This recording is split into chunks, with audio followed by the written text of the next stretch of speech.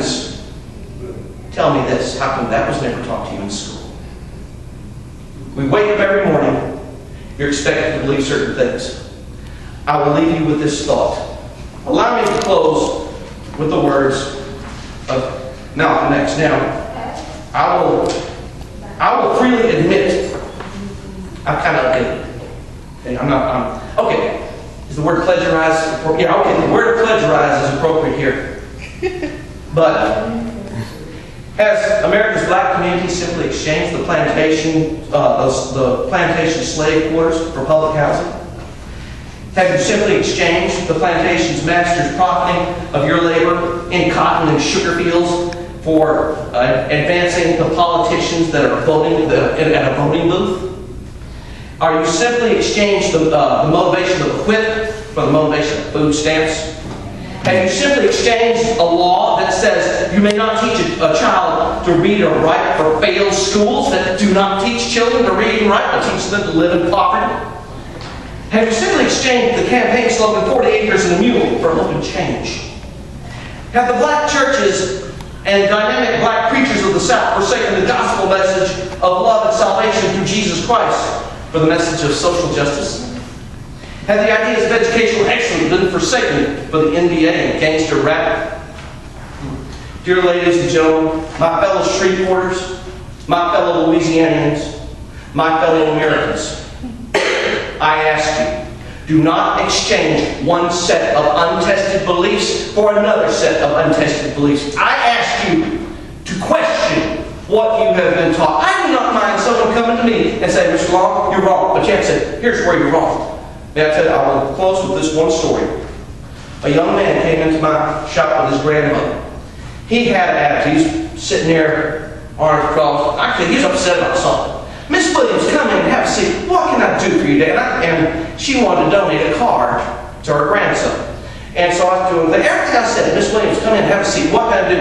Everything's offensive to this young man. Finally, I get through with it. I tell she's embarrassed the way he's acting. She leaves. She's in a separate car. As the young man gets up, I says, young man, before you go, let me ask you something. I can see you're upset about something. What did I do to it? And he says to me, he's upset with his grandmother that she didn't take the time to find a black notary public on Saturday night. And he's a member of Nation of Islam. He starts going to his talking points, and to a certain degree, this is making me upset to another degree. I find this amusing. I'll bring over to 3 photographs. And I says, you see these 3 photographs? Let me tell you something.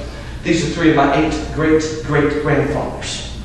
All 8 of my great-great-grandfathers were Confederate soldiers. They had homes and families they were defending. Not one of them owned a slave. You don't tell me they were all fighting to keep the black man in slavery? He says, yes, they were. I shut my face. Mister, you a damn liar! Mr. Faircloth's a damn liar! He got back and I says, and then he went and he lost. He went into more of his talking points. I picked up a copy of the book and I said, young man, let me tell you something. One, this is wrong. Now, if I'm wrong, you read this book. If I'm wrong, you bring me the proof that I'm wrong. And I will change this book to only the truth that's in this book. But mister, I'm going to make you eat 10 words. He says, you don't care for me. He says, I'm counting on you. People stormed out there. I felt that. I told him off. Today, here's the story. 2 months later, I get a phone call. Do you remember me?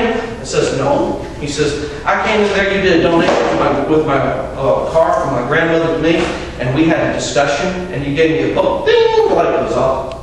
And I says, oh yeah. He said, well, I got 3 things I want to tell you, Mr. Long. I thought, here it comes. Well, first of all, I want to thank you for writing that book. He said, second, I want to tell you, I took your book to the library. I researched every fact in it. The more I tried to prove you were wrong, the more I found you were right. Mm-hmm. Third, I want to tell you, I reside in Nation of Islam. I thought there was plenty for a book. To which I said, I'm deeply flattered about it. He said, not meant as flattered, meant as gratitude. In my book, I said, if I helped one person, my efforts in this book were worth it. I had my one person. Folks, thank y'all so much for letting me share this with y'all.